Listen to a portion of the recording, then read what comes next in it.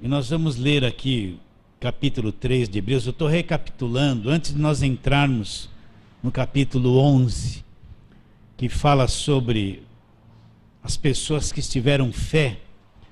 Vamos recapitular cada parte, desde o começo do ano que nós temos falado, para ficar bem fundamentado no nosso coração. Então, capítulo 3 de Hebreus, nós vamos ler desde o versículo 1.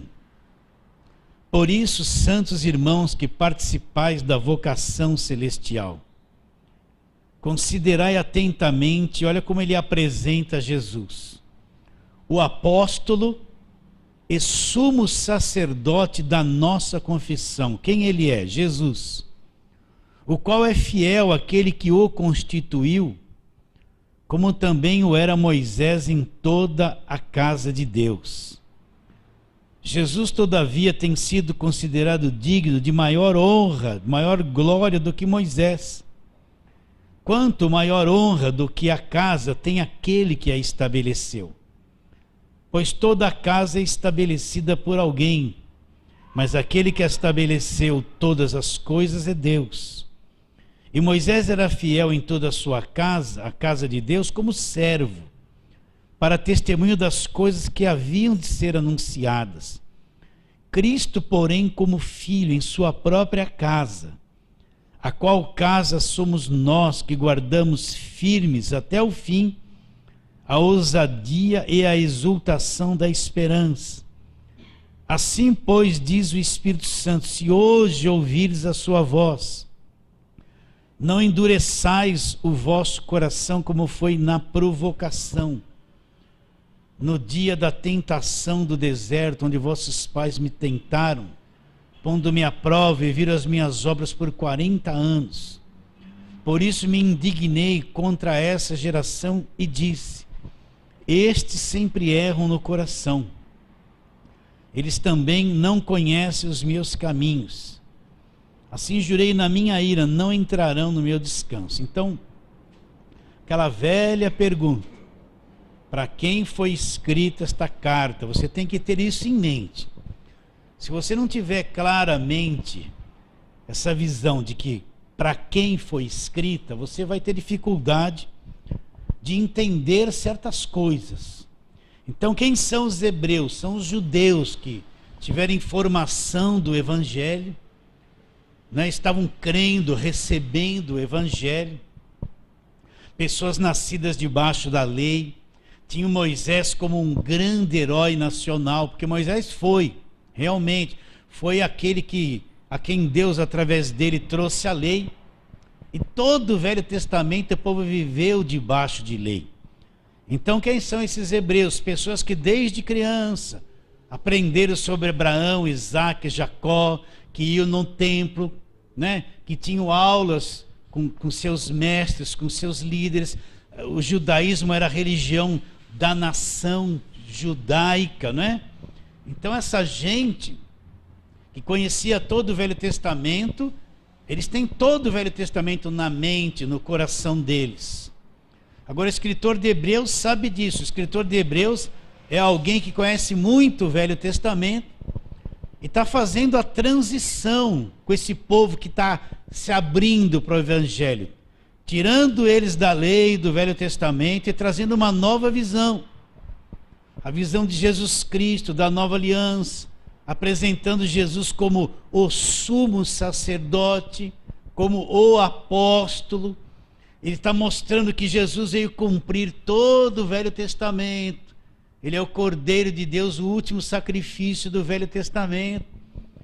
Então ele está apresentando Jesus a eles, né, o Messias a ele, apresentando a nova aliança. Então ele vai fazendo um paralelo de tudo que Cristo fez, que Cristo substituiu.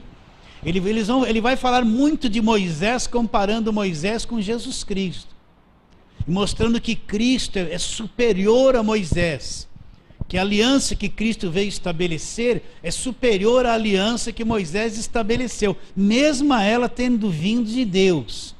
Então eu tenho que entender o seguinte: os hebreus, essa mensagem é para todos nós, sim, mas o personagem principal é o hebreu, é o judeu.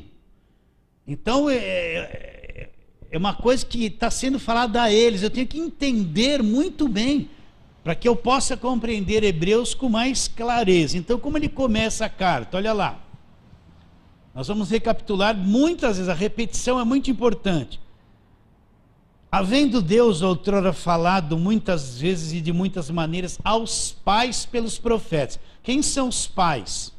Os pais é todo este povo do Velho Testamento, Abraão, Isaque, Jacó, são os patriarcas, a nação de Israel. Como é que Deus falou com o povo do Velho Testamento de muitas formas e de muitas maneiras aos pais? Pelos profetas. Então, se você ler lá os profetas maiores, menores, todos eles falaram direto ao povo de Israel, tentando levá-los ao arrependimento. Muitas coisas que esses profetas falaram foi para o povo de Israel somente, vivendo aquele episódio, aquele tempo. E depois ele diz, mas nesses últimos dias, quais últimos dias? Começa com a vinda de Cristo. Como é que Deus falou? Então, nesses últimos dias, nos falou pelo Filho. Então, olha, Deus falou aos pais de muitas formas e de muitas maneiras pelos profetas. Deus usou muitos símbolos, muitas figuras, usou os profetas. Mas e para nós dos últimos dias? Qual é a voz que vem? A voz que vem é a voz do Filho. Agora, ainda que Deus tenha inspirado os profetas do Velho Testamento, o Filho é muito maior do que qualquer profeta do Velho Testamento, do que Moisés, do que Abraão, do que Jacó, do que Isaque. Então imagine a cabeça do judeu recebendo essa palavra. Eles tendo Moisés como um grande herói, vivendo debaixo de lei, conhecendo o Velho Testamento. Então está dizendo que agora veio uma outra voz, uma voz do Filho. Agora, quem é o Filho? Como o escritor de Hebreus apresenta o Filho? Repare bem, você põe no lugar do judeu agora. O que você aprendeu? Olha, Moisés subiu no monte teve relâmpago, trovão, fumaça, fogo, o monte tremeu, o povo tinha medo, Moisés foi lá, voltou com o rosto brilhando. Qual a visão que os judeus tinham de Deus no Velho Testamento? O Deus do monte, dos trovões, do relâmpago, da fumaça, do fogo, não é? Sim ou não?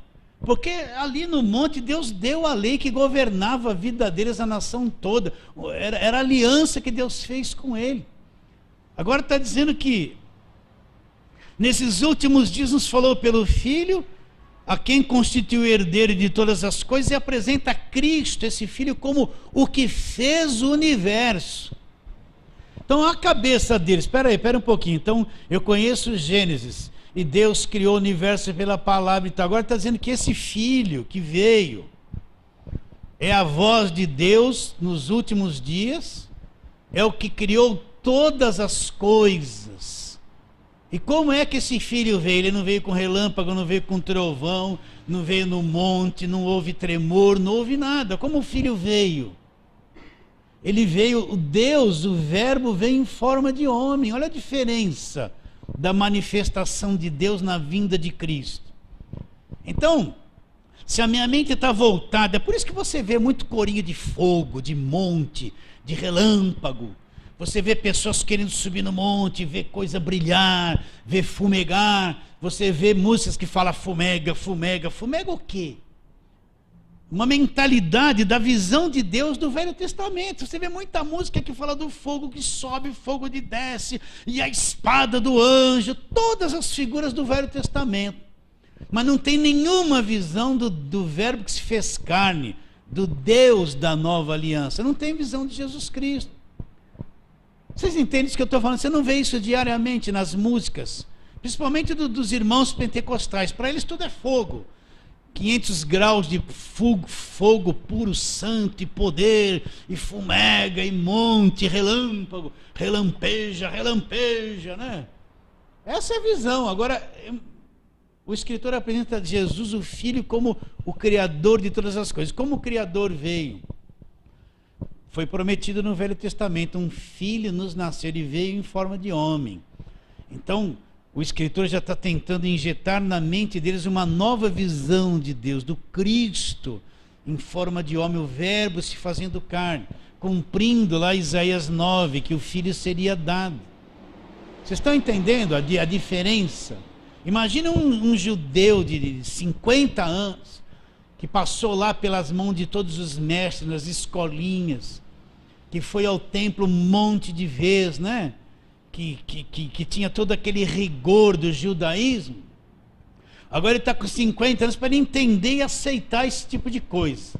Essa mudança que Cristo veio fazer. Porque Cristo veio mudar tudo. Qualquer um que conhece o mínimo, ele sabe que quando Cristo vem, muda tudo. Mudou tudo. Mudou tudo. Cristo cumpriu e mudou totalmente todas as coisas.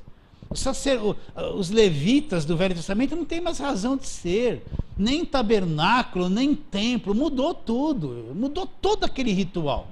Sacrifícios se acabaram, qualquer um percebe que mudou tudo. Então o escritor está fazendo essa transição na mente deles, essa mudança, né?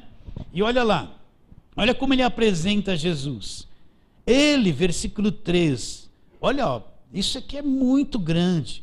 Ele que é o resplendor da glória, a expressão exata do seu ser. Imagina um judeu ouvindo isso. Olha, Cristo que veio, que é o Criador de todas as coisas, ele é a expressão exata do ser de Deus.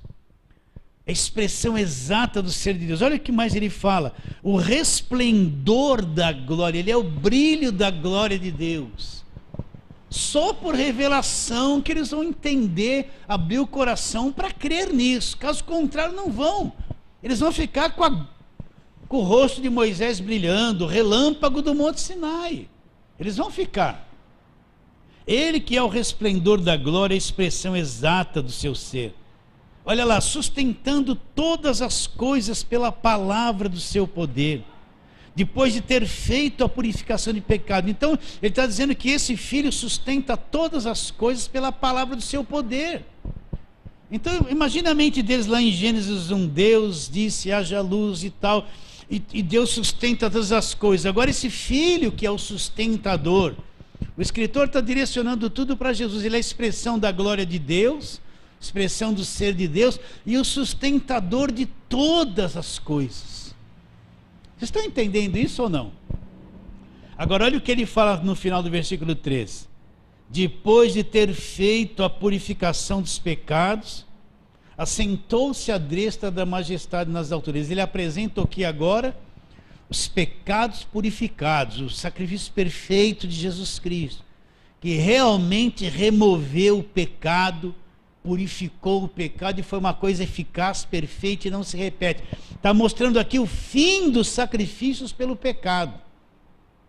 Imagina a mente do judeu para crer nisso. Hoje nós aceitamos Jesus, é fácil, está claro aqui o Novo Testamento. Mas imagina essa gente recebendo esse assunto na cabeça deles.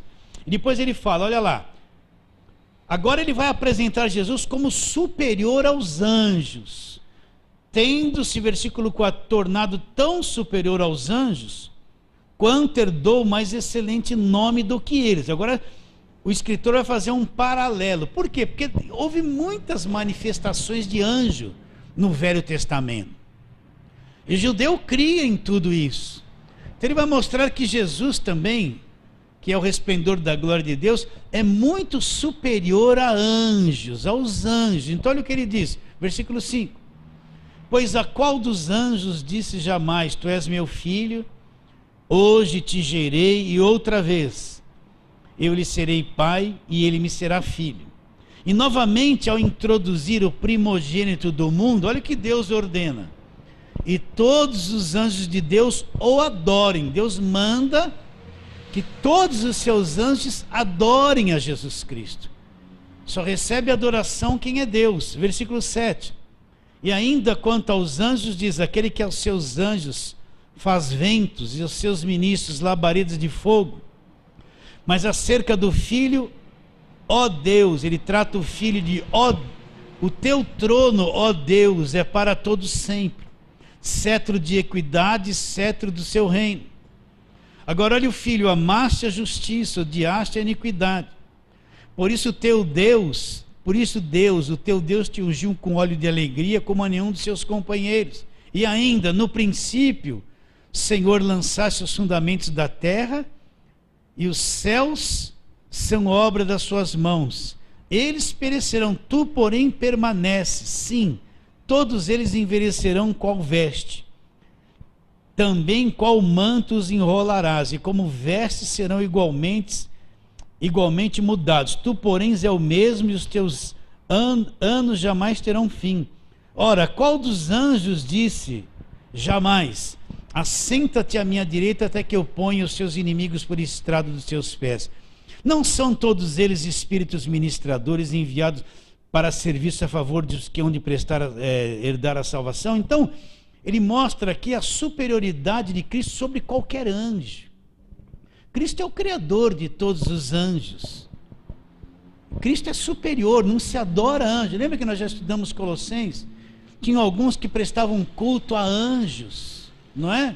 Prestavam culto a anjos, estavam substituindo Jesus por anjos que foram criados por ele. Agora, atenta o capítulo 2. Atenta a isso, ó. Por esta razão importa que nos apeguemos com mais firmezas a quê? As verdades ouvidas, para que delas jamais nos desviemos. Você acha que todos os judeus estavam crendo e se abrindo e recebendo isso com o coração aberto? Então ele está chamando a atenção. Repare bem, uma coisa é você, na graça de Deus, que não é judeu, que está salvo, ler esse texto aqui, ó. Outra coisa é o judeu que está recebendo essa mensagem, para quem é endereçada essa carta. Ele está com o pé atrás, às vezes, porque quer voltar para a lei, não quer largar de Moisés. Talvez não está nem acreditando no verbo que se fez carne. Então entra na mente do judeu, de quem está escrevendo. É isso que eu quero que... Uma coisa é você hoje que entende Jesus, está salvo, crê em Jesus Cristo, ler isso. Outra coisa é quem está recebendo essa mensagem, né? De repente eles não vão receber Cristo como ele é, não vão aceitar Cristo como é o Criador de todas as coisas. Eles vão ficar com Moisés e com a lei, são judeus. Então o que ele diz? Por esta razão importa que nos apeguemos com mais firmeza. Para quem ele está falando isso? Para os judeus, para os hebreus. As verdades ouvidas, para que delas jamais nos desviemos. Agora ele volta lá para a velha aliança. Olha, pois se tornou firme a palavra falada por meio de anjos, e toda transgressão e desobediência recebeu justo castigo, como escaparemos nós se negligenciarmos tão grande salvação? Por que ele fala isso? Porque eles estavam correndo o risco de rejeitar essa verdade. Aí ele falou, se lá no Velho Testamento, quando veio o anjo para Sodoma e Gomorra e houve o justo castigo, quem está nos falando agora é o Filho. Como vamos escapar agora se negligenciarmos tão grande salvação? Por que ele fala isso? Porque alguns dos judeus podiam estar não aceitando e não crendo naquilo que estavam ouvindo. Vocês estão entendendo isso ou não, queridos? É bem diferente de você que é um salvo, que conhece a graça, conhece Jesus Cristo, está na fé. Vamos ler de novo. Versículo 2: se pois se tornou firme a palavra falada por meio de anjos, e toda transgressão e desobediência recebeu justo castigo, como escaparemos nós se negligenciarmos tão grande salvação, a qual, tendo sido anunciada inicialmente pelo Senhor, foi-nos depois confirmado pelos que a ouviram, dando Deus testemunho juntamente com eles por sinais, prodígios e vários milagres, e por distribuições do Espírito Santo segundo a sua vontade. Agora presta atenção, versículo 5: pois não foi a anjos que sujeitou o mundo que há de vir, sobre o qual estamos falando. Então ele está falando de um mundo que há de vir, um mundo futuro, onde Cristo é o centro de tudo, é o reino de Deus, é o reino de Cristo, né? Essa vida futura, esse reino futuro que há de vir, no qual nós fazemos parte. Então ele diz, pois não foi a anjos que sujeitou o mundo que há de vir, sobre o qual estamos falando. Antes alguém em certo lugar deu pleno testemunho, dizendo, que é o homem que dele te lembres, ou o filho do homem que o visiste. Fizeste-o por um pouco menor que os anjos, e de glória e honra o coroaste, e o constituíste sobre obras das suas mãos. todas as coisas sujeitasse debaixo dos seus pés. Ora, desde que ele sujeitou todas as coisas, nada deixou fora do seu domínio. Agora, porém, ainda não vemos todas as coisas a ele sujeitas. Vemos, todavia, aquele que por um pouco, tendo sido feito menor que anjo, Jesus, por causa do sofrimento da sua morte, foi coroado de glória e de honra, para que pela graça de Deus, agora presta atenção nessa frase, provasse a morte por todos os homens. Então Cristo, ele provou a morte por todos nós. Ele provou os sintomas da morte, tudo. Ele provou por todo homem no nosso lugar. Por isso que eu penso, não é uma doutrina, é um pensamento, que para nós a saída desse corpo, aquilo que é morte para esta dimensão, para nós vai ser a coisa mais gloriosa, satisfatória, alegre, prazerosa que existe, porque Cristo provou a morte por nós. Ele provou o pavor, tudo aquilo que engloba a morte, por nós, nos substituiu nisso também. Então pensa que a nossa saída do corpo, né, geralmente pensa a morte assim, é uma coisa, é um enigma. Como é que será? Será que eu vou sentir dor? E se eu quiser respirar e não tiver ar? E a pessoa vai entrando numa agonia pensando na morte, né? Mas eu penso o seguinte, olha, quando Lázaro, o mendigo, morreu, já logo vieram os anjos e o levaram para o seio de Abraão. Então Cristo provou a morte por nós. Então eu penso que a morte para nós vai ser uma coisa prazerosa.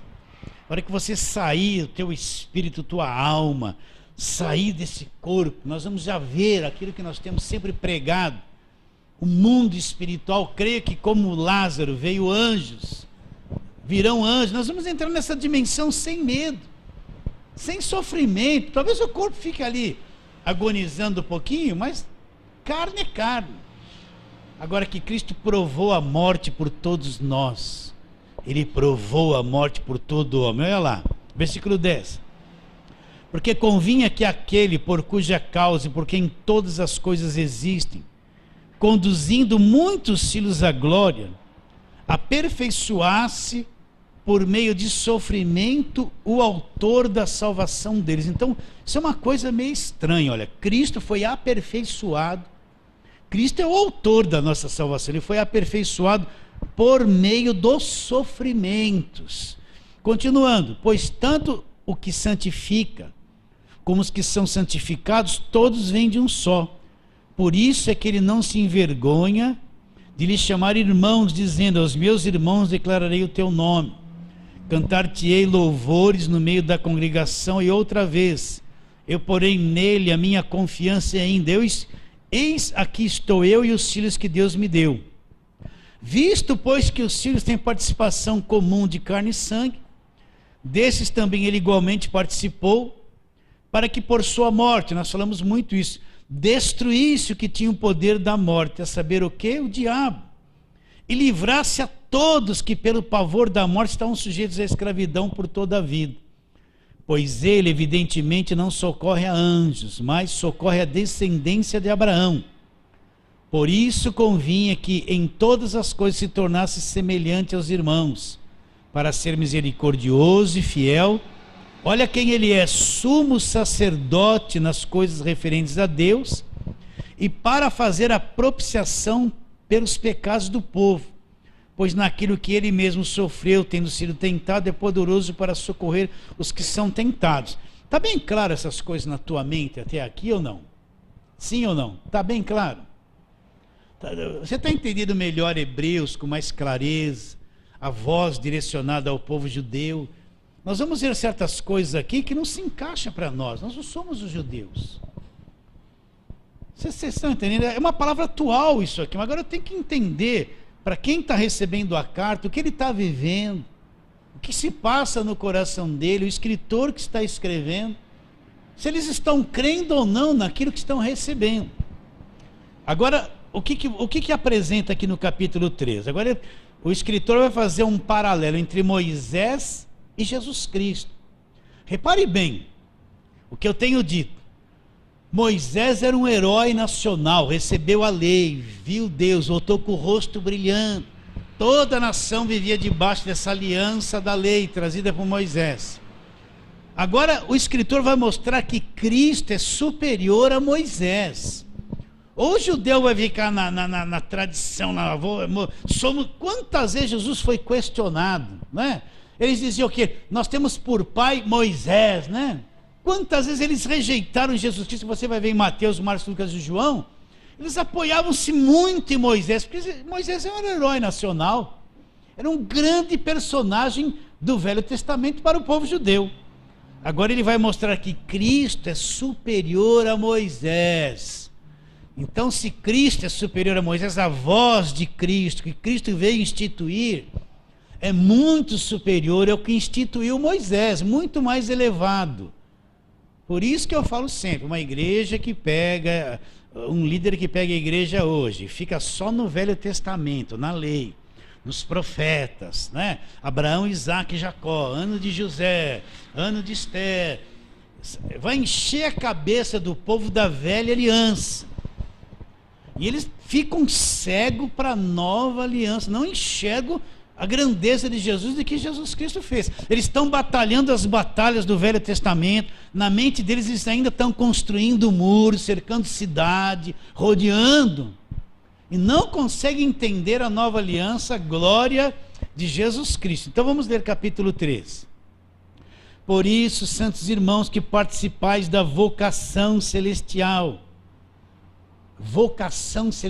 pensa nisso, considerai atentamente, olha como ele apresenta Jesus agora, o apóstolo e sumo sacerdote da nossa confissão. Então ele apresenta Jesus como o apóstolo e sumo sacerdote da nossa confissão. Então todos aqueles sumos sacerdotes do Velho Testamento, sacerdócio levítico, ele não tem mais levitas no Novo Testamento. Acabou. Cristo agora é o sumo sacerdote eterno. Nós já vimos isso. Segundo a ordem de Melquisedeque, um sumo sacerdote que não tem fim. O sumo sacerdote do Velho Testamento, todos eles morreram, eles eram impedidos de continuar pela morte. Mas Cristo vive. Então agora para nós o verdadeiro apóstolo é Jesus Cristo, o nosso sumo sacerdote, Jesus Cristo. Ele substituiu todo aquele sacerdócio levítico do Velho Testamento, acabaram os seus sacrifícios, ele entrou num santuário não feito por mãos, celestial, com seu próprio sangue. Nós temos um sumo sacerdote direto na presença de Deus, que fez de uma vez por todas a expiação do pecado. Não tem mais sacrifícios pelos pecados. Acabou. Está bem claro isso? O sangue de Jesus Cristo purificou-nos de todo o pecado. Fez a expiação verdadeira pelos pecados. Acabou. Acabaram os sacrifícios. Então, olha lá. Vou ler de novo o versículo 1. Por isso, santos irmãos que participais da vocação celestial, considerai atentamente o apóstolo e sumo sacerdote da nossa confissão. Quem é ele? É Jesus, o qual é fiel, aquele que o constituiu, como também o era Moisés em toda a sua casa. Jesus, todavia, tem sido considerado digno de tanto maior glória do que Moisés. Imagina a cabeça do judeu para aceitar isso, para crer nisso, abrir o coração para alguém com muito maior glória e honra do que Moisés, o que nos trouxe a lei, né? Quero que você pense nisso. Jesus, todavia, tem sido considerado digno de tanto maior glória do que Moisés, quanto maior honra do que a casa tem aquele que estabeleceu. Pois toda a casa é estabelecida por alguém, mas aquele que estabeleceu todas as coisas é Deus. Moisés era fiel em toda a casa de Deus como servo, para testemunho das coisas que haviam de ser anunciadas. Agora olha o filho. Cristo, porém, como filho em sua casa. Moisés era servo, cuidava da casa de Deus. Mas Cristo é o dono, é o Senhor, a casa é dele. Cristo, porém, como filho em sua casa, a qual casa somos nós, se guardarmos até o fim a ousadia e a exultação da esperança. Então, qual casa somos nós? Nunca esqueça, então Cristo é muito superior a Moisés.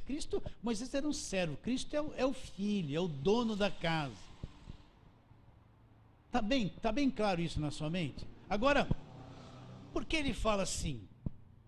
Assim, pois, como diz o Espírito Santo, hoje, se ouvires a sua voz, não endureçais o vosso coração, como foi na provocação no dia da tentação do deserto, né? Então o que aconteceu? Por que ele está dizendo, se hoje ouvires a sua voz? Né? Porque dá a entender que muitos deles estavam com dúvida ainda. Será que eu vou crer em Cristo como é? Que é isso mesmo que ele está dizendo? Ou eu vou voltar para trás e ficar agarrado com Moisés? Será que vou ter a coragem de sair da velha aliança, entrar na nova aliança, crer em Cristo, abrir o coração? Ou vou me comportar como os meus pais no passado, que se rebelaram contra Deus, não acreditaram e pereceram? Vamos ler, olha lá. Deixa eu ver aqui uma coisa. Então vamos lá, vamos ler de novo aqui o versículo de número 7. Hoje, pois, como diz o Espírito Santo, se ouvires a sua voz, não endureçais o vosso coração, como foi na provocação no dia da tentação no deserto, onde os vossos pais me tentaram, me pondo-me à prova, viram as minhas obras por 40 anos. Por isso me indignei contra essa geração e disse, estes sempre erram no coração, eles também não conhecem os meus caminhos. Assim jurei na minha ira, não entrarão no meu descanso. Vamos ver duas coisas aqui. Vamos lá para Êxodo 17. Vamos lá, depois a gente volta aqui. Vamos lá, para ver essas duas coisas que está falando sobre rebelião, que aconteceu no Velho Testamento, que os pais não acreditaram naquilo em que Deus falava. Então vamos lá, Êxodo 17. Vamos lá, Êxodo 17. São duas vezes que faltou água lá. Para eles se rebelaram, né? Então, Êxodo 17, versículo 1. Essa é uma das referências onde está dizendo que os pais não creram lá no deserto. Tendo partido toda a congregação dos filhos de Israel do deserto de Sim, fazendo suas paradas segundo o mandamento do Senhor, acamparam-se em frente Refidim. E não havia ali água para o povo beber. Contendeu, pois, o povo com Moisés e disse, dá-nos água para beber. Respondeu-lhe Moisés, por que contendeis comigo? Por que tentais o Senhor? Tendo aí o povo sede de água, murmurou contra Moisés e disse, por que nos fizeste subir do Egito para nos matares de sede a nós e aos nossos filhos e aos nossos rebanhos? Então clamou Moisés ao Senhor, que farei a este povo? Só lhe resta apedrejar-me. Respondeu o Senhor a Moisés, passa adiante do povo, toma consigo alguns dos anciãos de Israel, leva contigo em mão o bordão que feriste o rio e vai. E eis que estarei ali diante de ti sobre a rocha em Horebe. Ferirás a rocha e dela sairá água, e o povo beberá. Moisés assim o fez na presença dos anciãos, né? E aconteceu que saiu água da rocha. Então para aí um pouquinho. Esse povo que está murmurando aqui é aquele mesmo povo que viu as 10 pragas cair no Egito. É aquele mesmo povo que Deus abriu o mar e eles passaram pelo mar, qual 2 paredes ao seu redor. É o mesmo povo que viu cair aquele pão do céu. Esse povo viu milagres extraordinários. Ele viu com os próprios olhos. Eles participaram dos milagres. Mas agora que estava faltando água, esse povo se levanta contra Deus, contra Moisés. Não acreditavam, se rebelavam, não confiavam em Deus. Imagina o judeu que está vendo o escritor de Hebreus dizer isso, ele conhece essa história. Ele sabe que os pais deles viram milagres extraordinários, não acreditaram e se rebelaram. Será que eles estão aceitando a nova aliança, a mensagem de Hebreus abertamente? Ou eles podem ter o mesmo coração de incredulidade, o mesmo comportamento e voltar para trás e não crer em nada daquilo que está sendo dito a eles? Então esse foi um episódio. Agora vamos para Números, já o Êxodo, Levítico, Números.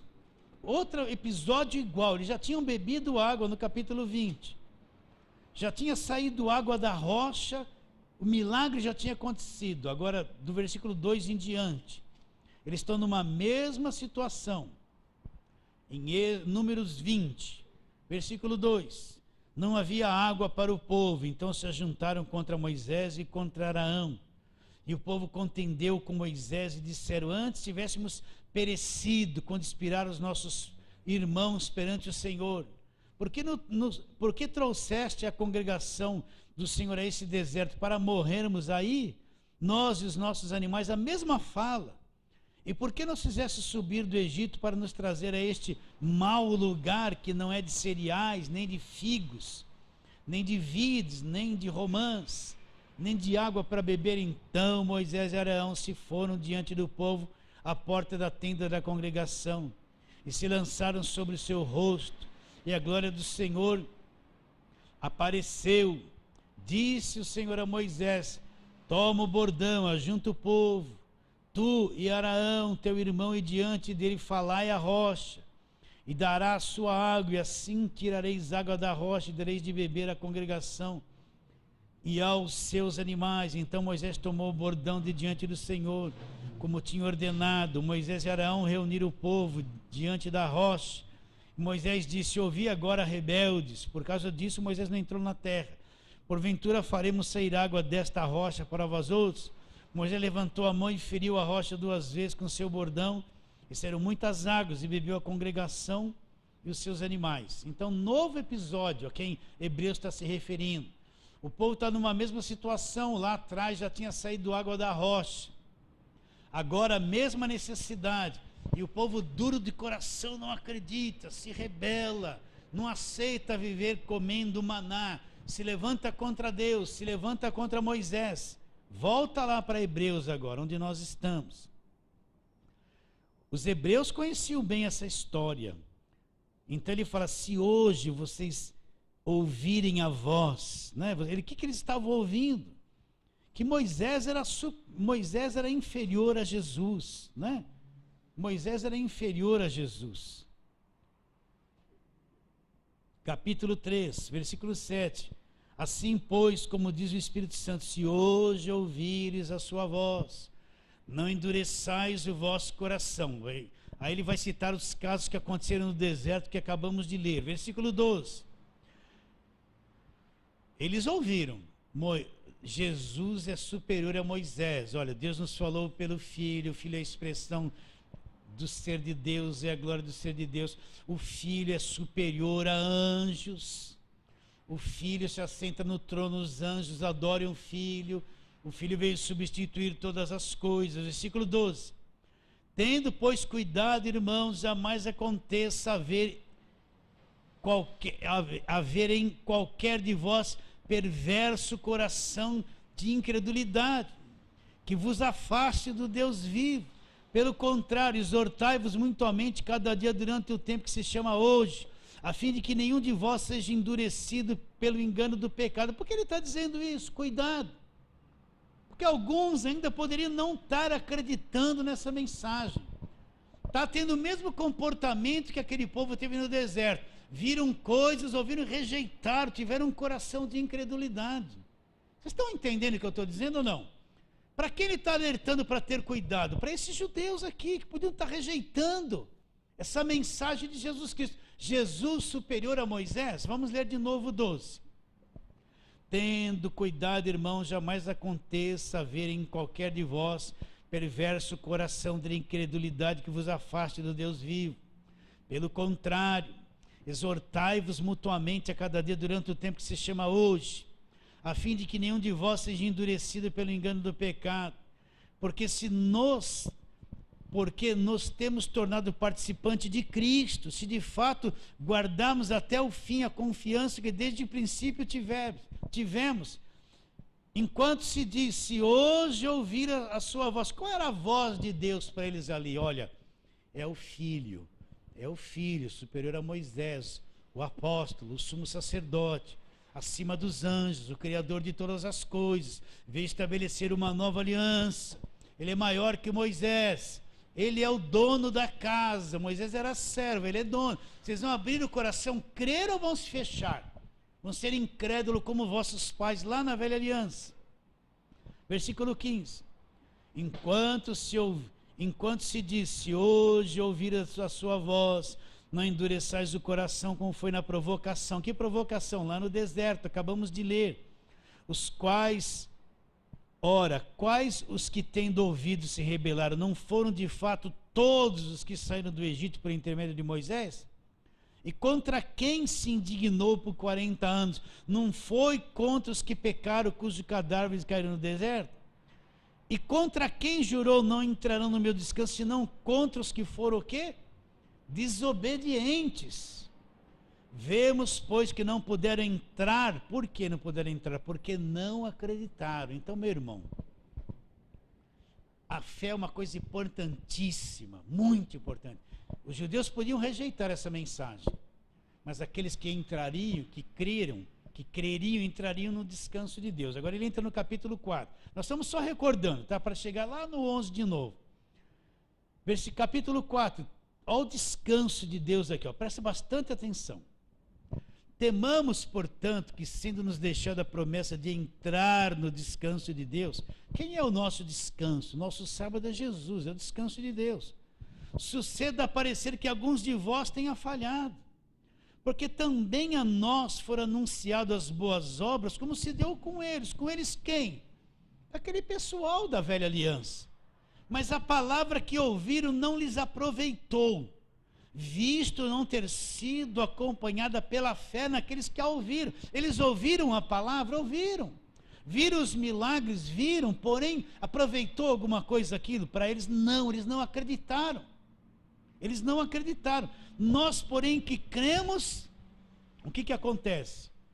Entramos no descanso de Deus. Então, nós que já vimos Jesus Cristo, que cremos, que abrimos o coração, e qualquer um dos judeus que cresce, entra no descanso de Deus. O que é o descanso de Deus?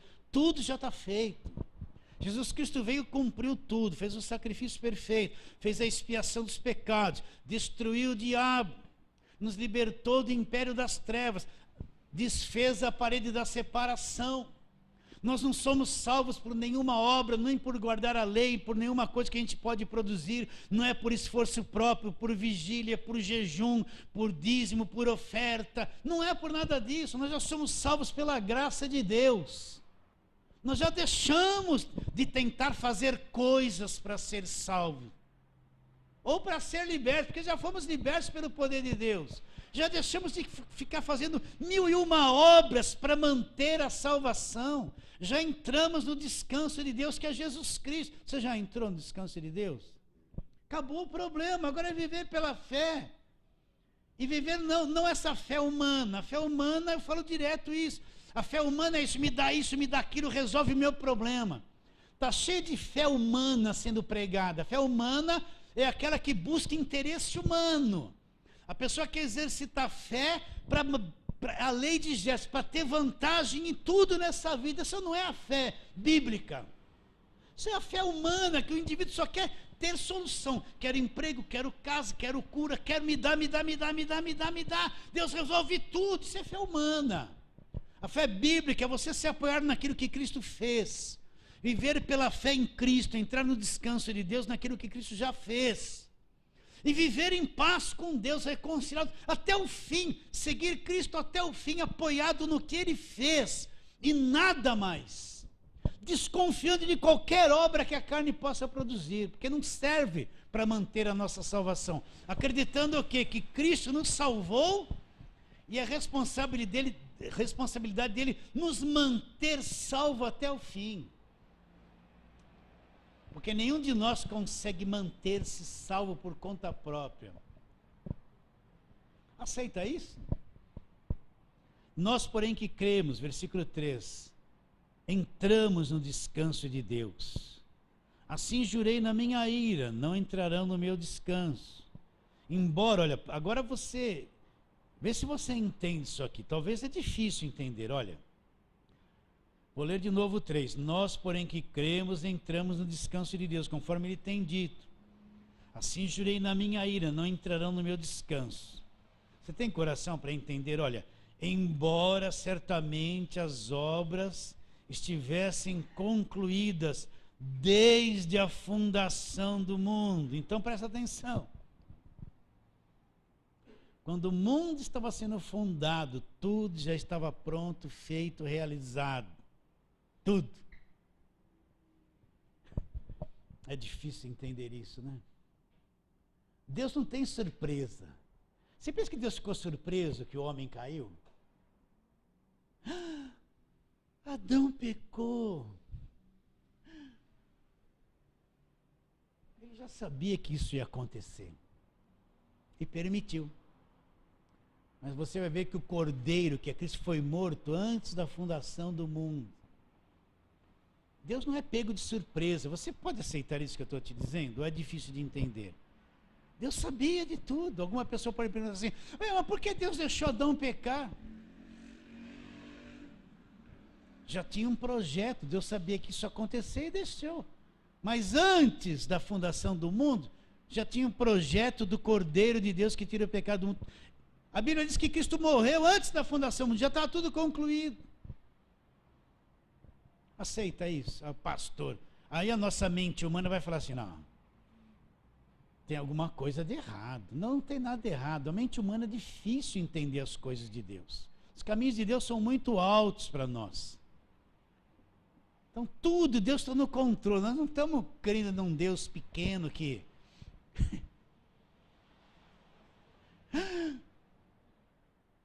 Isso aconteceu, Deus falando, como eu fui pego de surpresa. Não tem surpresa para Deus. Pode falar. Não está escrito isso em Efésios. Nos escolheu nele... Nos escolheu nele em Cristo antes da fundação do mundo. Já estava tudo feito. É onisciência de Deus. Agora eu vou crer. Minha cabeça, pastor, quer dizer que Deus me viu antes da fundação do mundo? Viu. Ele viu. Você foi escolhido antes da fundação do mundo? Não vamos dificultar. Não está escrito isso em Efésios? Então é assim. É a mente de Deus. Se eu tenho dificuldade de entender, tá escrito assim, é assim. Agora eu entendo isso. Se eu não entendo, Deus abre o meu entendimento. Preciso ver melhor a tua palavra. No tempo certo a coisa vai se encaixando tudo. Mas que foi assim é. Deus disse que não pode ser anulado. Então você não está aqui na igreja hoje por acaso, porque você se esforçou, aí você entendeu o evangelho, né? Tudo é um projeto de Deus que vai se cumprir. Que vai se cumprir. Não tem nada que faça não se cumprir. Nada. Tudo bem? Então vamos lá. Versículo 3. Nós, porém, que cremos, entramos no descanso de Deus, conforme Deus tem dito. Assim jurei na minha ira, não entrarão no meu descanso. Embora certamente as obras estivessem concluídas desde a fundação do mundo. Porque em certo lugar, assim disse no tocante ao sétimo dia. E descansou Deus no sétimo dia de todas as suas obras. E novamente no mesmo lugar não entrarão no meu descanso. Visto, portanto, que resta entrarem alguns nele. E por causa da desobediência não entraram aquele aos quais anteriormente foram anunciadas boas obras. De novo determina...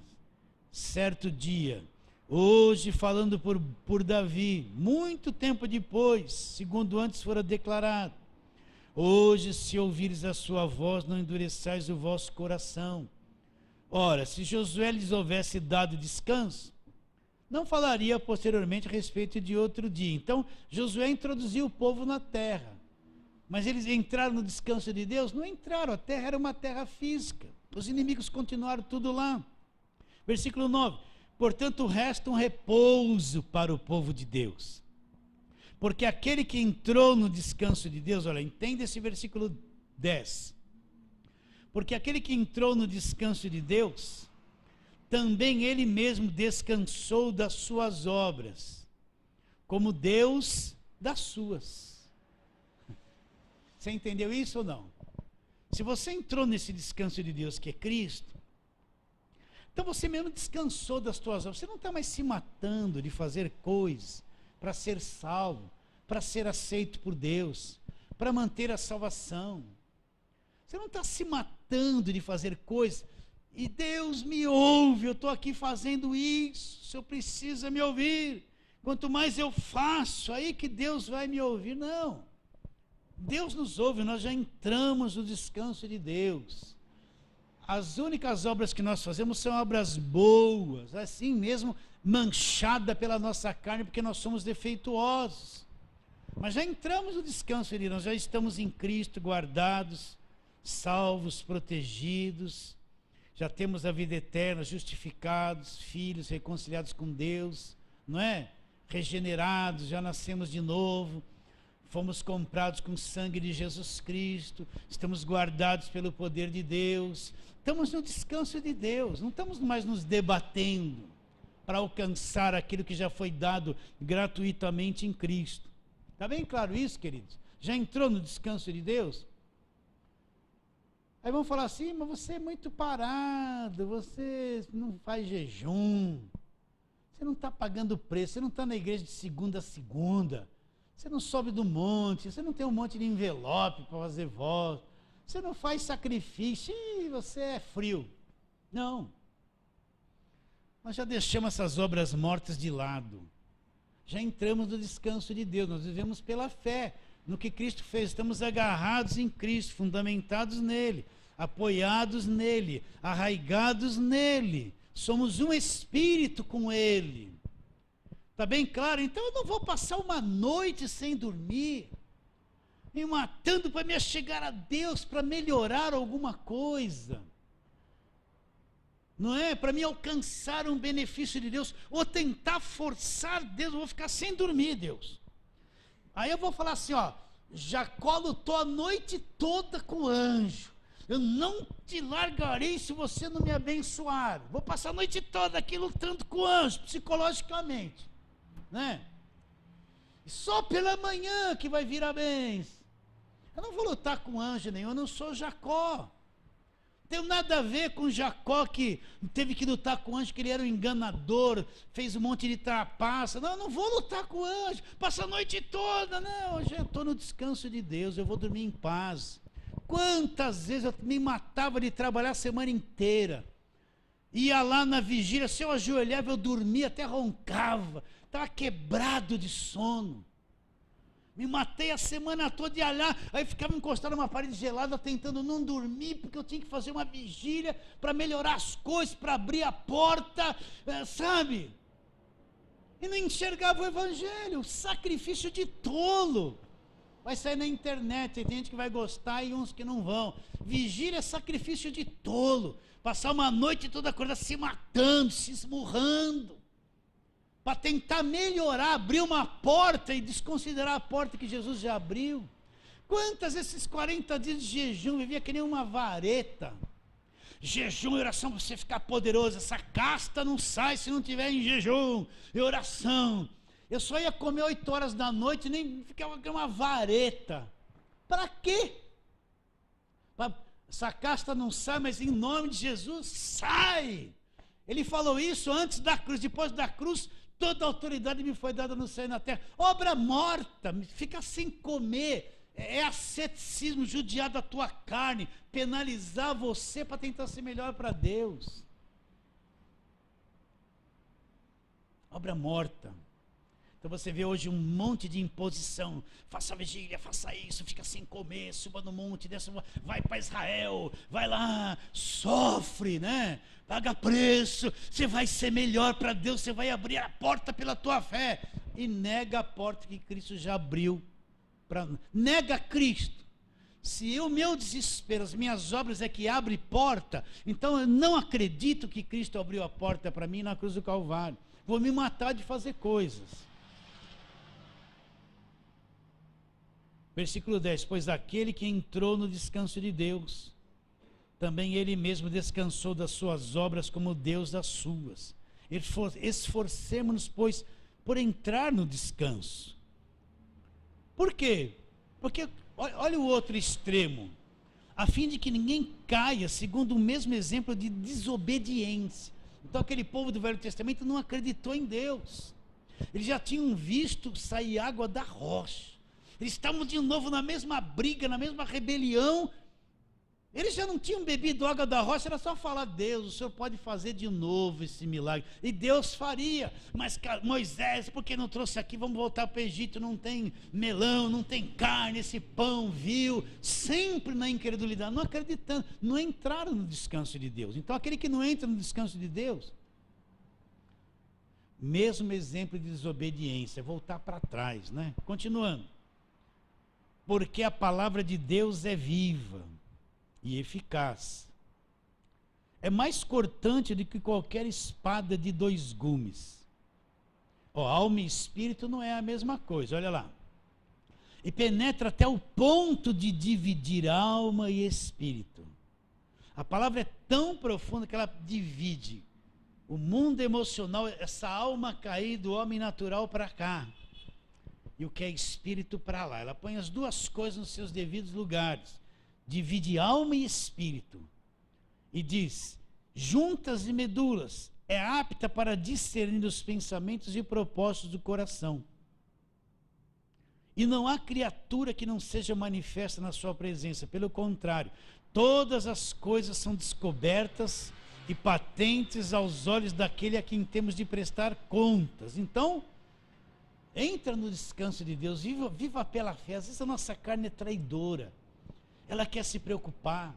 A nossa carne cria um monte de sentimentos desagradáveis durante o dia, né? Hoje foi um dia que eu tive muitos sentimentos desagradáveis. Não sei porque fui ligar aquela televisão e ver aquela mãe boliviana falando aquilo, e ver a foto daquela criança que tomou um tiro na cabeça. Meu Deus, por que eu fui olhar aquela coisa? Eu tive muitos sentimentos desagradáveis, muitos. Não é? Você não teve? Talvez faltou um dinheiro hoje. Meu Deus, estou num aperto terrível aqui. A alma é assim. A alma ela é enganosa. O mundo emocional é enganoso. Enganoso. Mas a palavra divide os dois e nós vivemos no Espírito. É aqui, aqui que está a verdadeira descanso de Deus. Se eu cair para a alma, eu caio para o medo, caio para os sentimentos, para as preocupações. Mas se eu trouxer a luta para o Espírito, eu fico seguro, apoiado no poder de Deus. Nada é alterado. Continuando a leitura. Agora olha o versículo 14 que ele apresenta. Jesus, o sumo sacerdote, que se compadece de nós. Olha lá. Tendo, pois, Jesus, o Filho de Deus, como grande sumo sacerdote que penetrou nos céus, conservemos firmes a nossa confissão. Então olha lá o judeu agora. Cristo, sumo sacerdote, que não entrou num santuário terreno, feito por Moisés ou feito pelo rei, como é que foi? Salomão. Não. Que penetrou nos céus. Ele é o sumo sacerdote que substituiu todos os sumos sacerdotes da lei. Tudo, acabou. Ele penetrou nos céus, na presença de Deus, está lá até hoje. Será que o judeu aceitou isso, creu, resolveu largar Moisés e olhar para Jesus? Tendo, pois, o sumo sacerdote, tendo, pois, a Jesus, Filho de Deus, como grande sumo sacerdote que penetrou os céus, conservemos firmes a nossa confissão, porque não temos um sumo sacerdote que não possa compadecer das nossas fraquezas. Isso que eu quero que você entenda. Jesus teve um corpo humano, ele passou por todas as tentações que nós passamos, ele conhece a fraqueza humana, ele conhece a natureza humana caída, fraca, contaminada, que não consegue agradar a Deus. Ele sabe que o melhor que nós produzimos com a nossa carne é manchado diante de Deus. Então ele se compadece de nós, ele sabe o que nós passamos. Ele sabe do conflito emocional que você tem, da tua carência, da tua dor, do teu sofrimento. Ele sabe. Você precisa confiar. Deus, eu estou angustiado. O Senhor sabe disso. O Senhor um dia disse no jardim de Getsemane: minha alma está angustiada até a morte. O que eu vou dizer? Pai, me livra dessa hora. Foi para isso que eu venho ao mundo. Jesus conhece de angústia muito mais do que qualquer um de nós. Ele se compadece de nós. Ele é um sumo sacerdote sensível, que sabe o que é a natureza humana, a fraqueza humana, né? Olha, quando eu não entendia isso, então eu ia me esforçando para ser melhor para Deus. A melhor coisa até a decepção na vida. O que é a decepção na vida? É você entender que você não é bonzinho, você não é santinho, você não é melhor que ninguém, porque a natureza humana pensa assim, ó. Olha, eu vou falar uma coisa, principalmente quem é mais frequente na igreja, é fácil condenar quem não é frequente. Quem trabalha mais na igreja, é fácil se achar melhor do que quem trabalha menos. Isso é um engano da carne, perigosíssimo. É fácil julgar quem participa mais das coisas da igreja, é fácil julgar aquele que é mais fraco e participa menos. E ele corre um risco muito grande, qual é? De se achar que é melhor que alguém. Que é melhor que alguém. É uma arrogância da carne embutida ali dentro, camuflada, que no fundo a pessoa se acha melhor que alguém. Mas quando você descobre que a carne para nada aproveita, e o nosso melhor é lixo diante de Deus, ela não produz a justiça de Deus. Então a melhor coisa que alguém pode descobrir, quando eu descobri isso, eu falei, Senhor, só assim eu entro no descanso de Deus. A carne para nada aproveita, Jesus Cristo disse, e não aproveita. Agora nós temos Cristo que se compadece, um sumo sacerdote que está lá no céu, que conhece todas as nossas deficiências, que sabe que nós nunca seremos melhores por esforço próprio. Você se decepciona com você? Então você não está entendendo ainda. Se você ficou nervoso, falou um palavrão, xingou, brigou e ficou triste, olha o que eu fiz. Você não conhece o que é carne ainda. Ainda você está iludido pensando que é bonzinho. Hã? Ainda se acha. Você ficou triste que você fez uma coisa errada. Ai, eu fiz uma coisa errada. Eu pensei que eu nunca faria, fiz. Ficou triste. Ih, você não conhece a carne ainda. E quando você fizer a coisa errada, pior que tiver, e não é que a Bíblia tem razão, obrigado, Deus, eu estou entendendo o que é carne. Você está entendendo? Você está entendendo ou não? Então, quando você descobre isso, eu tenho um sumo sacerdote lá no céu que se compadece da minha fraqueza, da minha miséria, da minha natureza caída, da minha debilidade em agradar a Deus. Foi por isso que ele me substituiu. Então, quanto mais você errar, Paulo diz, na minha carne não habita bem nenhum. Quando eu quero fazer o bem, encontro ali de que o mal está em mim. Que miserável homem que eu sou, né? Agora nós temos um sumo sacerdote que penetrou nos céus, que se compadece. Entende como é bom saber que Jesus se compadece. Quando a gente falha tanto, ele não está com cara feia, não está cobrando nada, ele não é legalista, ele não está me apontando, não está me mandando para o inferno, não está falando, diabo, pega ele agora porque ele fez uma coisa errada. Não está fazendo nada disso. Ele se compadece. Nós temos um sumo sacerdote assim que nos tolera, é paciente. Um Deus que pelo sangue de Jesus é muito paciente e tolerante conosco, né? Continuando.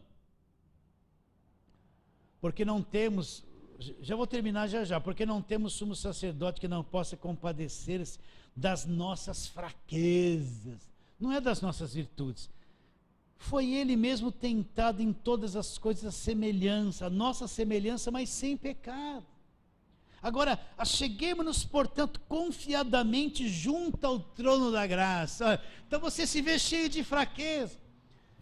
Chega ao trono da graça e fala, Senhor, como eu me decepciono. Se eu me decepciono, imagine como eu decepciono o Senhor. Agora, como ele apresenta o trono de Deus, olha lá. Junto ao trono da graça, a fim de recebermos misericórdia e acharmos graça para socorro em ocasião oportuna. Então eu me achego junto ao trono da graça, todo defeituoso, não é?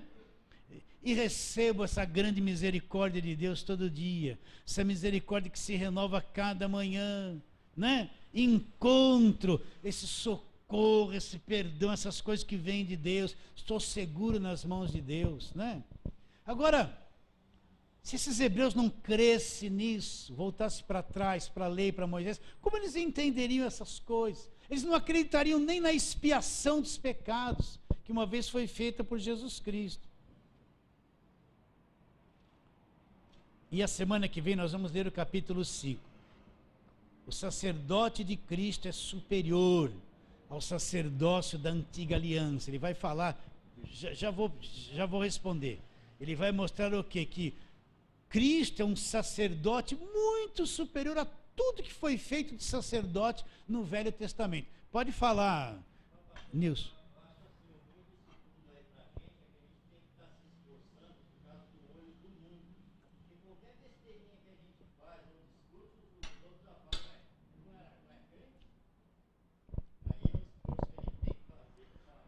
O mundo nos odeia. Então o crente pode rir, o crente pode jogar futebol, o crente pode dar risada, o crente pode ser feliz, gente. O problema é o seguinte, que a mentalidade de crente é assim, é uma pessoa fechada que não ri, amarrada que tudo é pecado. Ela tem que andar de paletó e gravata, ela só pode ir na igreja, ela não pode ter uma TV em casa. Os filhos desde criança têm que ter paletó e gravata, não pode ter uma boneca, que boneca é do diabo. O filho não pode jogar uma bola, que esporte é do diabo. Então, essas igrejas legalistas daí da década de 60 para cá, que a Assembleia de Deus era assim, Deus é amor, é assim, mataram a visão de crente, oprimiram. Então, o que você via de crente no seu passado? Um monte de gente assim que andava assim, fala a verdade. Eu vou ser crente, não era isso que estava na tua cabeça? Então, ser crente você não pode dar risada, você não pode brincar, você não pode andar de bicicleta, você não pode pôr uma calça jeans, só tem que andar de paletó e gravata, as mulheres não podem cortar o cabelo, passou um esmaltezinho ao sangue do diabo, passou um batonzinho ao sangue do diabo na boca, é Jezabel. Não é isso que passa a visão de crente. O crente é uma pessoa comum, joga bola, dá risada, sorri, anda de bicicleta, pode correr, pode fazer uma academia, é uma pessoa comum. A única coisa é que ele não vai praticar o pecado, mesmo assim ele erra. Então, veja bem, tem duas pessoas, um incrédulo aqui, dois crentes, um está assim, ó, isso é do diabo, idolatria é do diabo. Aí esse incrédulo olha para ele, vê ele de paletó, gravata, amarrado, não toma Coca-Cola, não toma café, só na igreja, joelho no chão, o demônio. Aí ele vê um aqui que nunca falou que é crente, dá risada e tal, mas não vive na devassidão. Aí um dia esse aqui está doente, ele vai se afastar daquele ali. Esse vem falar assim, posso fazer uma oração para você? Você é crente? Não, eu conheço a Deus e tal. Ele vai dar crédito para quem? Para aquele amarrado? Ele vai fazer uma visita na igreja do amarrado? Não vai. Mas ele vai dar crédito para esse que teve uma vida normal, mas que não pecou. Vocês estão entendendo isso? Vai dar crédito. Por isso que pregar o evangelho não é falar assim, aceita Jesus, você vai para o inferno. Pega amizade com a pessoa. Não precisa falar que eu sou crente. Pega amizade com a pessoa. Deixa ela ter confiança em você e fala, Deus, me dá a oportunidade de falar a verdade para essa pessoa. Não é, eu não bebo mais, eu não faço isso, não faço aquilo, eu sou crente agora. Não vai fazer mais isso. A pessoa se converte, foge da família, e daí que ele é espírita? Eu vou lá almoçar com ele porque eu vou falar de Jesus para ele. E daí meu irmão enche a cara, estou pouco ligando, eu vou lá, ele vai encher a cara, eu vou ficar com ele, mas que eu vou falar uma hora de Jesus. Meus irmãos são tudo incrédulos, minha família é tudo idólatra. Foge das pessoas, vira um bicho. Aí é que tem que andar no meio delas. Jesus não andava no meio das prostitutas, andava ou não andava? Andava? Jesus não ia comer lá no meio dos publicanos? O que a turma falava? É um beberrão de vinho, anda com publicano. A prostituta não veio, não chorou, não lavou os pés de Jesus. O que o Simão falou?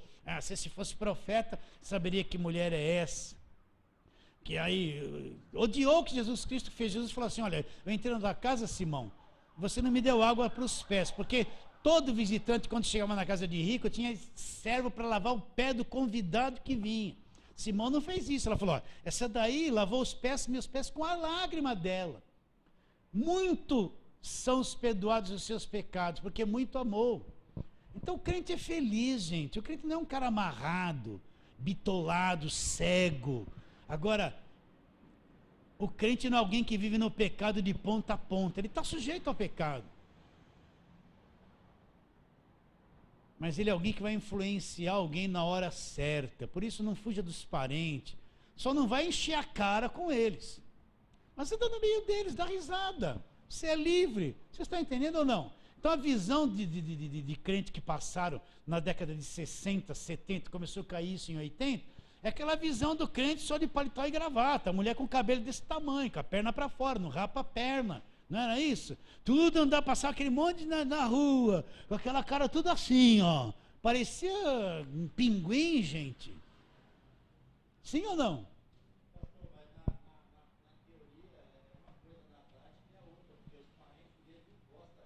Tudo bem, mas eles não estão vendo um cara amarrado que não dá risada, que foi. Eles se afastaram porque você encontrou de Jesus. Mas eles não estão mais, eles não estão vendo um cara triste que está fugindo deles, que foge, que se esconde, que entra num casulo. Não. Anda pela rua, dá risada. Quer andar de bicicleta, anda. Quer jogar bola, anda. Quer sorrir. O crente é livre, gente. É livre. Agora, pega amizade com a pessoa, deixa ela confiar em você. O dia que ela estiver em crise, ela vai te dar ouvido. Ela vai te dar ouvido. Evangelizar não é aceita Jesus, vai para o inferno. A gente pensa que é isso, pega amizade. Para ganhar uma alma realmente salva, é trabalho toda a vida. É trabalhoso toda a vida. Até ela entender o evangelho é anos, meu irmão. É trabalhoso. Tudo bem? Então, a semana que vem nós vamos ler capítulo 5 de Hebreus, recapitulando, tá?